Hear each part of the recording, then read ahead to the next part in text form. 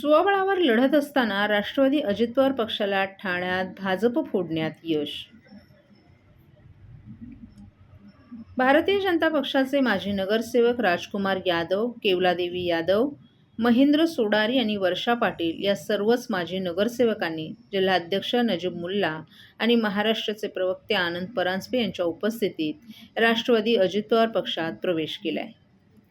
भारतीय जनता पक्षात योग्य तो मानसन्मान न मिळाल्यानं आणि आमचं तिकीट भाजप आमदारानं विकल्याचा देखील आरोप यावेळी भाजपमधून राष्ट्रवादी पक्षात आलेल्या कार्यकर्त्यांनी केला आहे.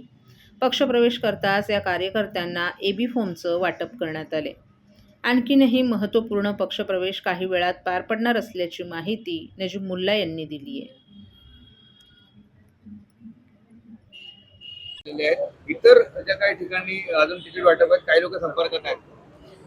काही लोक अजून संपर्कात आहे. बहुतेक 2 वाजेपर्यंत तुम्हाला अजून चित्र क्लिअर होईल की बरेचशा ठिकाणी आपले जे मित्रमंडळी माझी होती 25 वर्ष म्हणजे 20 वर्ष सभागृहात कामकाज करत असताना पक्षाच्या पलीकडे जाऊन एक नाता डेव्हलप झाला होता आणि नाता जे तयार झाला होता त्या नात्याने म्हणजे 2009ला म्हणजे आमची केवलादेवी मॅडम पहिल्यांदा निवडून आले होते 7ला निवडून आले होते आणि तेव्हापासून आमचे जे ज्येष्ठ नेते होते तेव्हा समाजवादी पार्टी म्हणजे रामनयन यादव साहेब म्हणजे इंदिरानगर म्हणजे ते होते त्या काळात.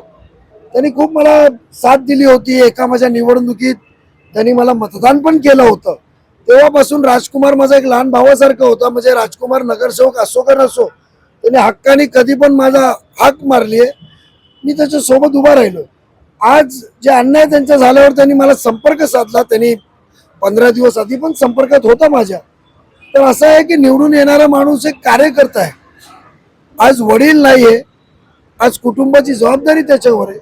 त्याचसोबत आमच्या महेंद्र भाऊ आहेत. एक महेंद्र भाऊ आधीपासून तिथे कार्यरत आहेत, चांगला कार्य त्यांचं तिथे आहे.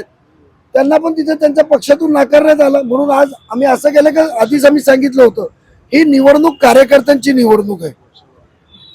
आज आमची माजी नगरसेविका वर्षा पाटील मॅडम आहेत.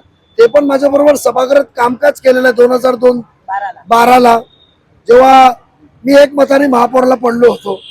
तर असं गाजून बाजून आम्ही सभागृहात एकमेकांना काम केलं.